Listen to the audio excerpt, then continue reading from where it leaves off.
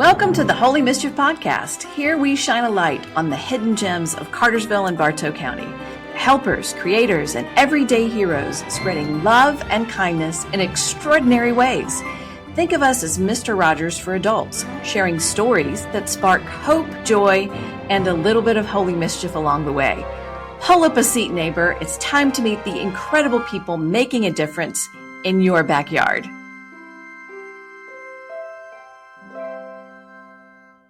All right. Hey, friends. So happy to have you joining with the Holy Mischief Podcast. I am Pastor Shannon, and I have with me Tim Abbott. Tim and I met about a year and a half ago through Leadership Bartow, and he has a fascinating story and some really interesting things that he does. Tim, tell us a little bit more about who you are. I will. So first of all, it's good to sit down with you. It's always nice to have chats and discussions. I'm one, and I think you're one too, that just enjoys that part of life, right? Yes. It's not a chore for us. No. We actually like it.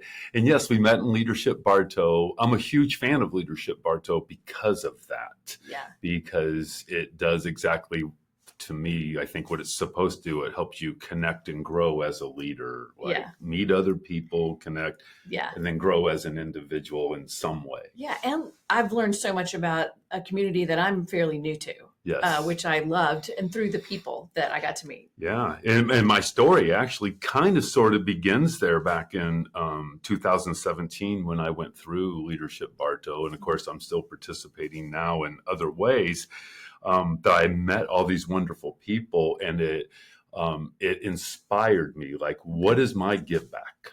Yeah. Like, what, I see all these people. I met people like you. There were ministry leaders, in there, small business leaders, but they all had a heart of give back. At the time, I didn't in 2017, and I'm like, so I kept asking God, like, what's my give back? Like, how can I contribute to this awesome community? I'm a northern guy. Most people can tell. I don't know where you're from. Are you? I'm a Metro Atlanta native. Okay, so you're a Southern girl. Yeah, all right. Yeah. So it's probably not hard for you to tell that I'm a northern guy. I felt like I was welcomed in Bartow County, even though no one knew me. And then leadership was like my kind of kickoff thinking of how can I contribute to an already awesome community and I call it being part of the fabric. Like, I think you're part of the fabric. It's just a big quilt and we're all little pieces, and it's getting stronger and bigger to help others who just may not have the opportunity to be part of the quilt, but they can benefit. Right. They can benefit. So what brought you to Bartow County, and what is it that you do? Yeah. So that's a really long one, probably longer than we have, but I'm going to give you a Reader's Digest. Through, series of heartache, divorce, my son was living in Kingston, and my wife, Lisa, and I, we were living up in Canton. We were only there because he was there at one point. Then we wanted to be closer to him. So we went to Rome to look at a house, but when we drove through Cartersville, we literally felt like, I don't know, a God moment or something spiritual saying, come here. So we drove to Rome and, told our realtor, we're so sorry. We want to go back to that place we've never been before. Wow. And we found a house that day in 2000 and bought it. And it led to us adopting 3 children here. In 2003, God gifted us with 3 children from 3 different biological families. Wow. Emily and Hannah were in foster care, so we took care of them as foster parents.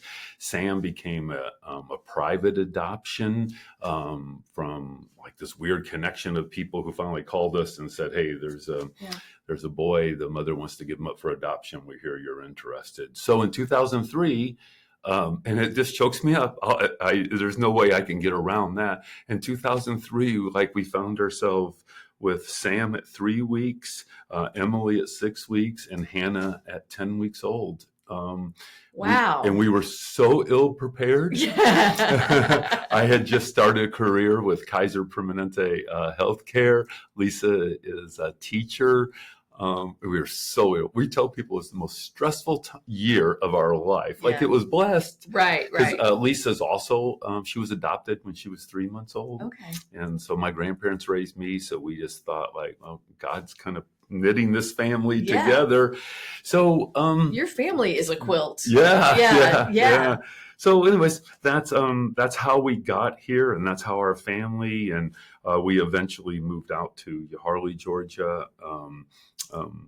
Lisa wanted a bigger house, and we couldn't afford one in Cartersville at the time. So, but that's how we got here, and that's how we just raised our family. And my career with Kaiser Permanente lasted 23 years, and now I do some other things. I don't know if those are of interest, but I do other things, and I'm trying to follow the trail and where you might want me to stop and go. But our kids are 21 now, and doing fairly well for 21-year-olds. But that's a parent speaking who always wants more for their kids. Yeah, I have discovered I have 2 boys that are out of college and a daughter in high school. Oh, that's an accomplishment, getting 2 kids out of college. It is, but I thought that my worries would be different than they are now. I thought, okay, we'll get past this point, and parenting, it is very different. I never thought, okay, I'm not going to worry about them. I knew I was always going to have worries, but it's just different. It's just so very different. And it's joyful, but it's, no one can prepare you. So I'm right there. We did not anticipate the worries and concerns of raising and young adults and being with young. I don't know why we thought there'd be some kind of freedom, but there might be freedom from some things, but then there is, concerns, and it's out of a place of love, right, in concern. It's not bad, but it's like, no, don't do that. Right. Yeah, the loss of control. Yeah, and letting them make some decisions that no, maybe not that one. It makes you pray more. It does. I don't know if you find that. Yes. It does me. Yes. And then I regret my past prayer life not being as strong as it could have been up to here. That is one, if I could share with anyone, you actually will regret your past prayer life. It's never enough. I agree. I call it parental remorse, and you can't live there. Right. You can't, but it is tough. I look back and think, I should have done this as a father, prayed more as a father, guided more, maybe even drew tougher boundaries. Right. So you can do a whole podcast on parental remorses and coming out of them and letting go of guilt. There's a little bit of grieving period is what Lisa and I found as your kids got older, graduated high school, and doing this. There's and maybe more for Lisa in my case. I don't want to make it just a mom thing, because I don't know that it is, but there's a grieving period of watching them kind of go and make decisions, and it's like they're not. That's not. We're the couples. I know. The preschoolers were singing this morning, and I was watching them, and I thought, when my kids were this age, I had no clue. I just was like, they're so little and so cute. And I just wish I could have paused and taken more of that in. Well, on the positive side, I believe your kids are watching you in holy mischief. My kids, I know, are watching me in the consistency of Night in the Box and what that is seeking to do. So on the positive side, young kids can't maybe embrace that, but our adult kids, whether we think they're paying, I know they are now. They're paying attention to that, and my prayer as we talk is deeper, and I hope someday they'll own what their give back their give back is. I like that. Right. I hope someday, maybe not right now. I see it a little more in my son right now, but they've seen it, and I know they're seeing it in you too, because I see what you do and you're seeking to do. And my prayer is someday they'll find what is their give back. 'Cause it's easy to make life all about us. I've done it for years. Yeah. I've spent more years making life about me than I have making it about others. There's a confession. Yeah. So I believe it will lead to that. I have faith, and I'm optimistic it will. Yeah. Well, so tell me a little bit more about Night in the Box, because that was one of the first things I remember after we became Facebook official friends. You were doing Night in the Box, and I thought, that is fascinating. I just want to tell us a little bit more about that. Well, I'm going to flip the script just for a minute, because I don't often get this opportunity. When you first saw whatever you saw on Facebook, I'm not a digital guy. I'm only on Facebook because I don't know how to really do the others. What was like your first thoughts, impressions, curiosities? Because, and I will talk about it, but I don't often get that gift of somebody telling me. Well, I just thought, so from a theological standpoint, Jesus is the embodiment of God. He's God with skin on. Yeah. And in that moment, I saw you embodying being one with people who were unhoused. Like you were experiencing what they were experiencing, because lots of people give, lots of people will volunteer their time to help, but it was raising awareness. So there was that, but that, I don't know that was the point. I think the point was, if you're seeing me, there are others that you're not seeing, and my heart breaks for this, and you wanted other people's heart to break as well. Yeah, you're actually. I just got chills. Yeah, you're actually touching a deep chord in me. So I appreciate that feedback.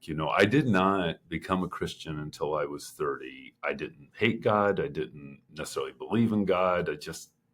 It all seemed so silly, but I had life circumstances, and they're real quick to say. When I was 30, I found myself financially, emotionally, physically, and mentally bankrupt. I had nothing. I was 30 and had nothing. And I went to church for the first time at Eastside Baptist Church and met my wife, Lisa Abbott, and we celebrated 25 years in November. Nice. And so God began, thank you, he began to do a work in me that I didn't really understand at the time. But as I sat before people and asked questions and had conversations and studied, I began to see that God could fashion me to give back to. It's not all about me. I had to become part of a community that was doing that. And you touched me. So I was asked in 2018 to do that Dancing with the Stars thing in town here. Yes. And I had never raised a dime for a nonprofit. Never raised a dime except for through work. Okay. And so I was really scared, but I sat down with a group of people. I invited 10 nonprofit leaders to come meet with me because I wanted to ask them, like I knew I could do socials, whether it was a gift basket raffle, something of that nature. But I began just asking myself, what could you do to best represent the people that you're trying to raise money for? And these people are unsheltered. They're having to flee a shelter for some reason. And I used to have a high judgment of them, to be honest with you. I did. And I remember when this was going on, they asked me, God began taking my heart that was hard towards them. Like, why can't you get a job? Yeah. Why can't you just go out there and work hard like I have? What's wrong with you? Why don't you get a grant and go to school? Like those hard-hearted judgment things. It's shameful to admit, but that is part of my story. And God began to speak to my heart about being in the book of Ezekiel. Heart of stone or heart of flesh. And you can judge them. You're allowed to do that. Or you can love them. And I've only commanded you to do one. Ooh, yeah. And that's to love them. Yeah. I never commanded you. I'll let you judge them.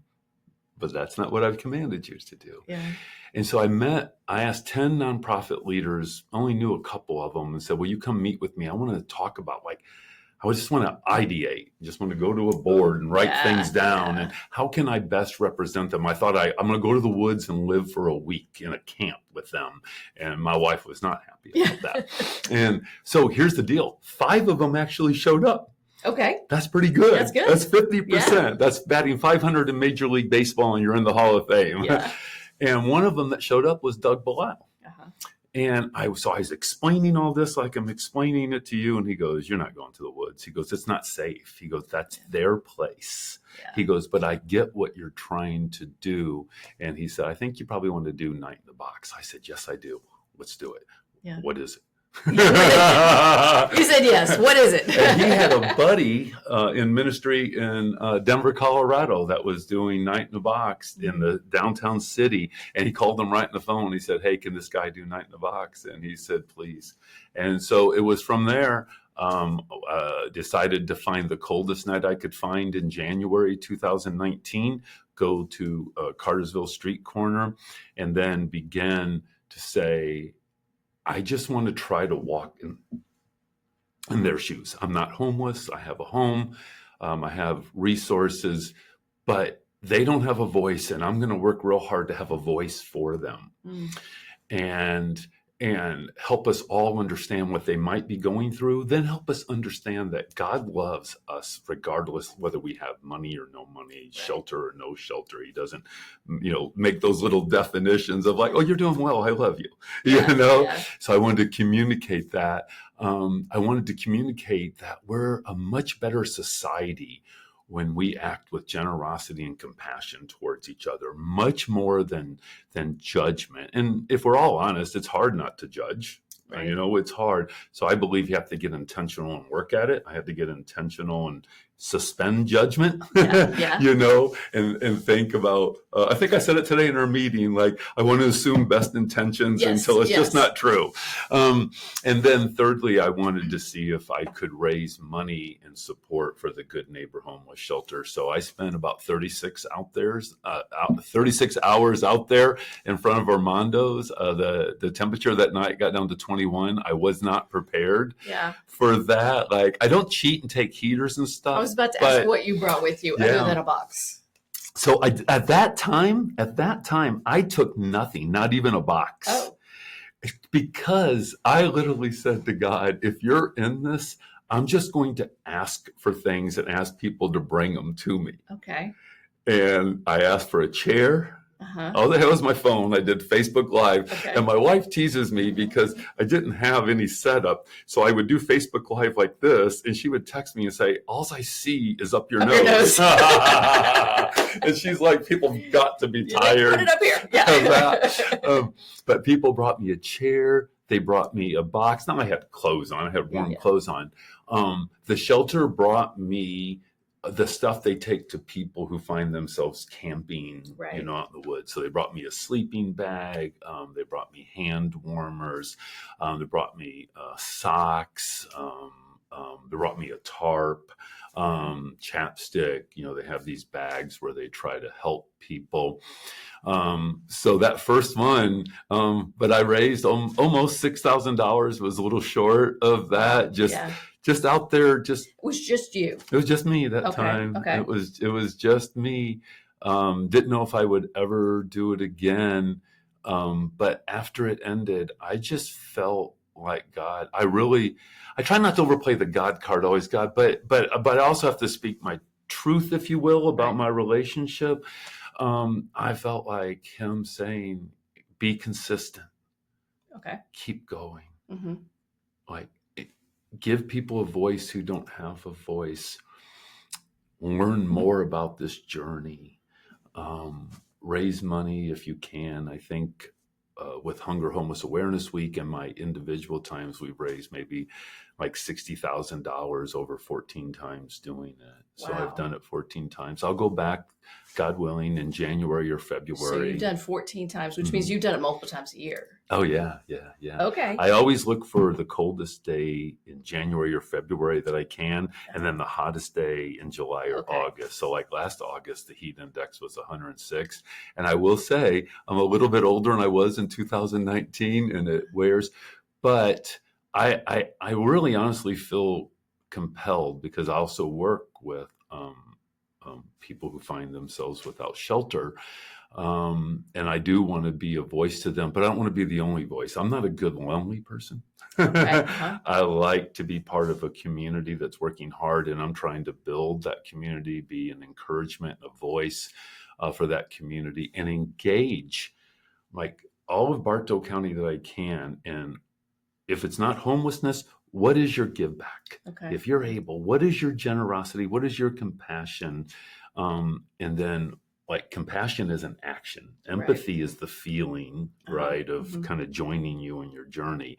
And then compassion is the action. Yeah. And so I just keep doing it, and your feedback meant something to me because I always want it to be genuine and sincere, not gimmicky. Yeah. It'll be somewhat sensational because it's odd. Right. And it's on Facebook. It's on Facebook. So I'm not going to like say that. I need it to be somewhat sensational, but I do want it to be genuine, sincere, and do my best to represent that community. And I've learned so much about how their lives get broken and blown up. And sometimes it's just because they're doing stupid things and it leads to that. Other times, let me say this. I was sitting in the shelter one time talking. We had a little meeting, and I heard one of the shelter managers.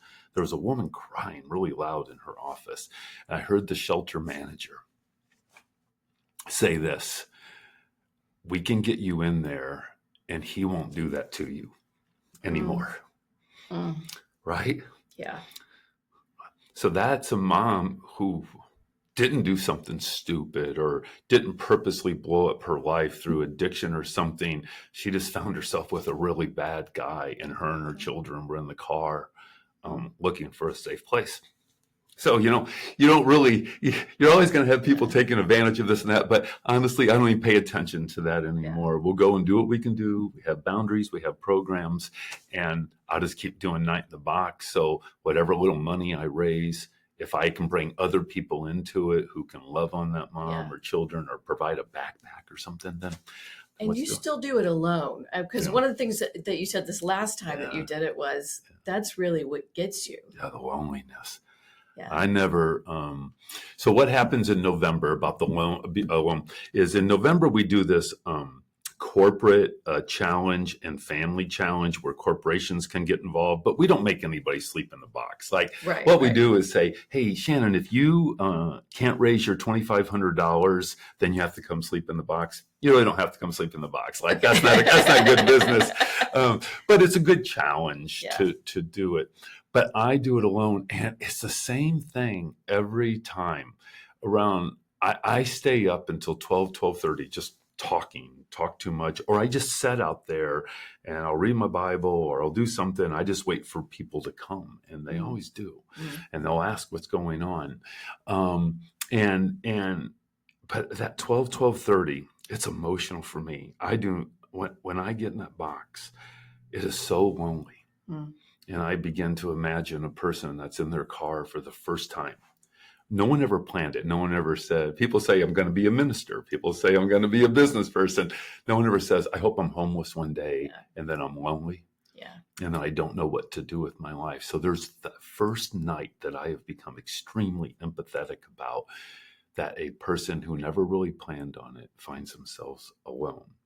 And this sounds a bit scandalous, but I began to understand why a person who has maybe never participated in any drugs, that if you're out in those elements for too long or unsheltered, or you think nobody cares about you in your brokenness, that you might turn to a substance that you never planned to turn to. It doesn't make it right, but it does make it real. Yeah.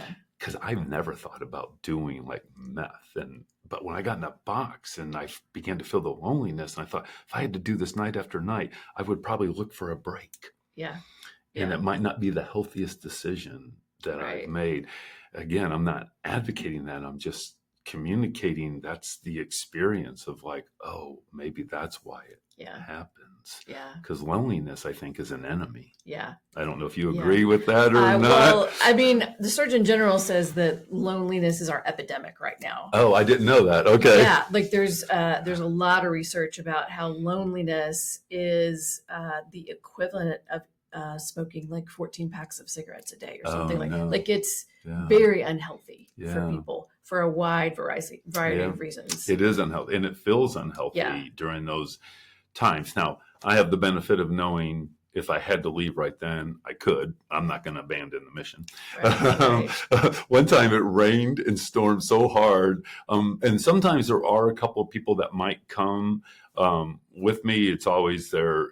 I used to have this grand idea. It was my idea, not God's. That you would see 100 boxes out there and all this. And I actually tried to make that happen a couple of times.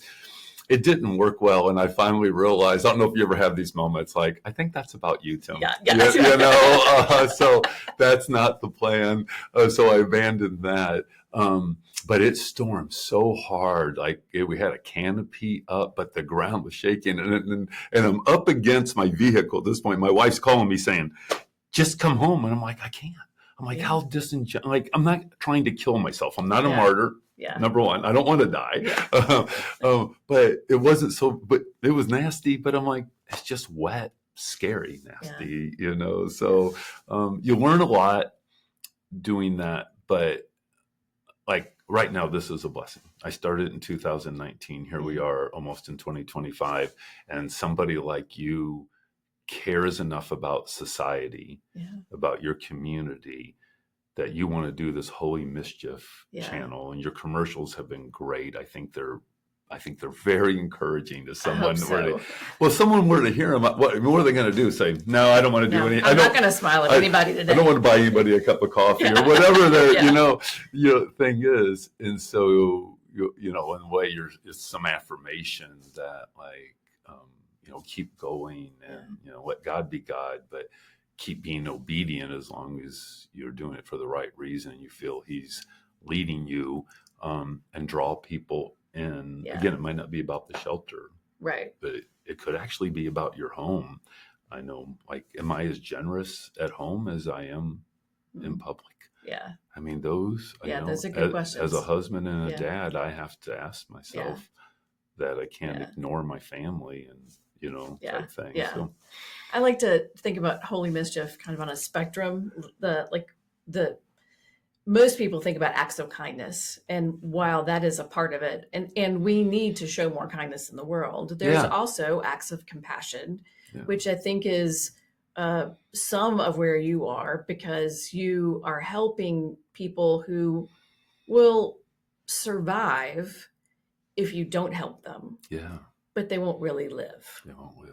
Yeah. And then there's acts of mercy where someone is going to die if you don't help them. Absolutely. And you're sort of in between those two in a sense. And it really, to me, it's an act of holy mischief as much as smiling at someone else's. I like the way you put that. It's a spectrum. It's a spectrum. Yeah. So you're doing a lot for the community. Mm-hmm. What are your biggest fears for our community?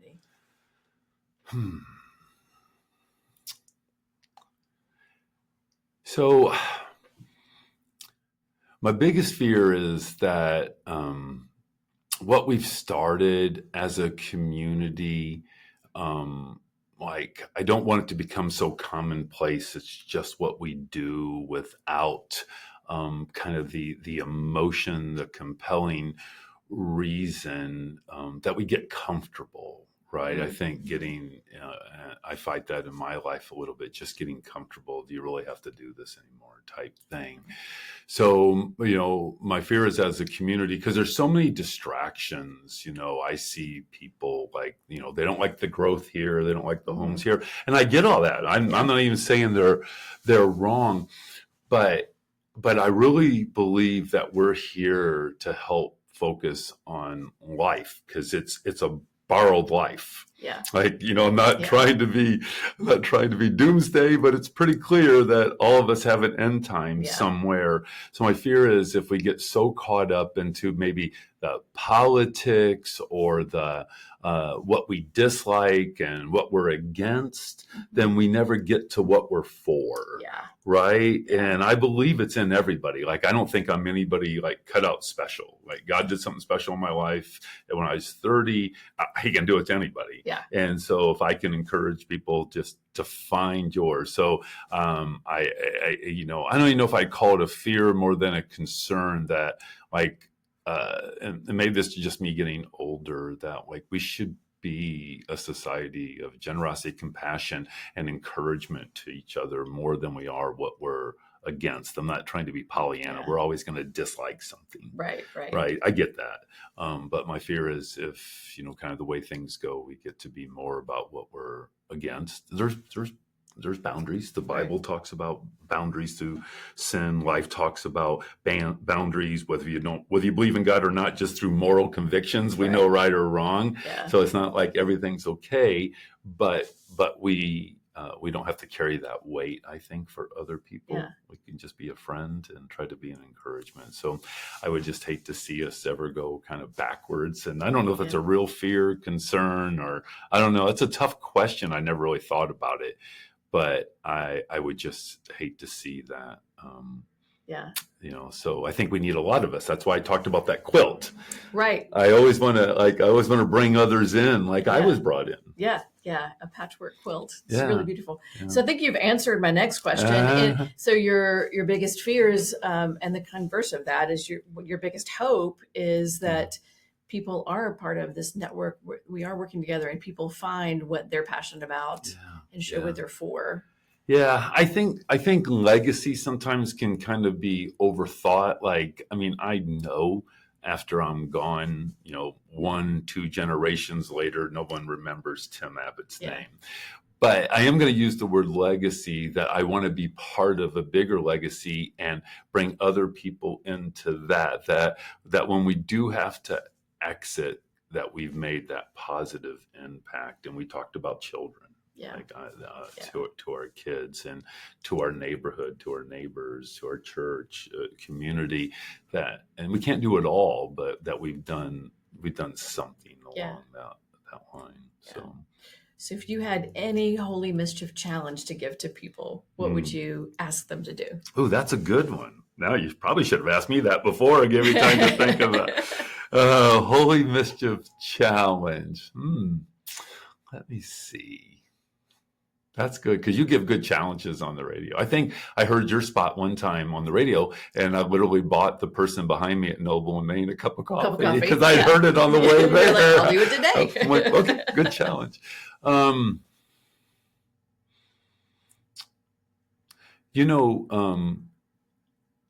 This might sound a little odd, but I said you gave me a gift today, right? When I asked you what you thought about Night in the Box, what your first, I think seeing ourselves can be really hard.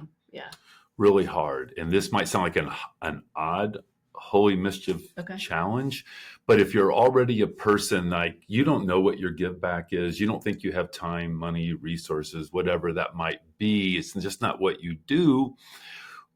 Would you be willing to sit down with somebody you trust and say, tell me something about me that you like, and tell me something about me that you think I could change and go do.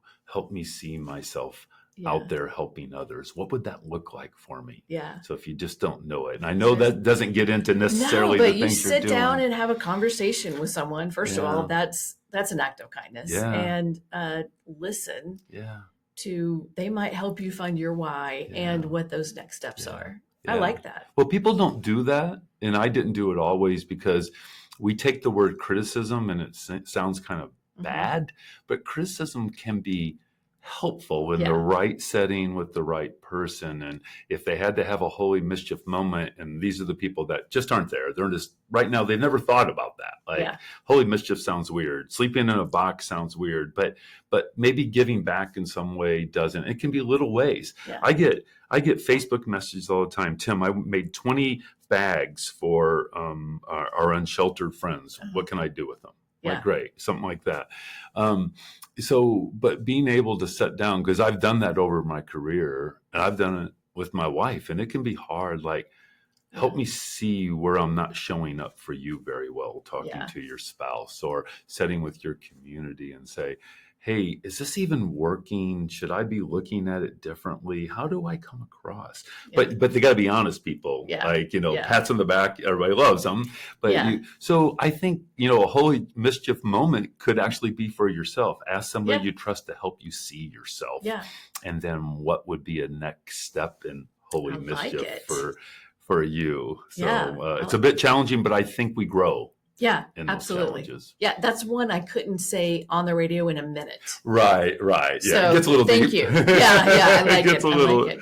Well, Tim, thank you for joining us. I'll put some information in the show notes so people can follow up with Tim, learn a little bit more about Night in a Box. And until next time, I hope you sit down and have those conversations and do some holy mischief. Yeah, and thank you for doing this. And I don't know what your journey was here. You'll probably say it on one of your podcasts, I hope. But, thanks for the holy mischief part and being part of that fabric. Awesome. I appreciate it. You're welcome. Thanks for listening. We hope you enjoyed today's dose of hope and holy mischief. A big thank you to Trinity United Methodist Church for sponsoring this podcast and supporting stories that uplift our community. Until next time, keep spreading kindness and making a difference. And remember, God loves you, and so do I.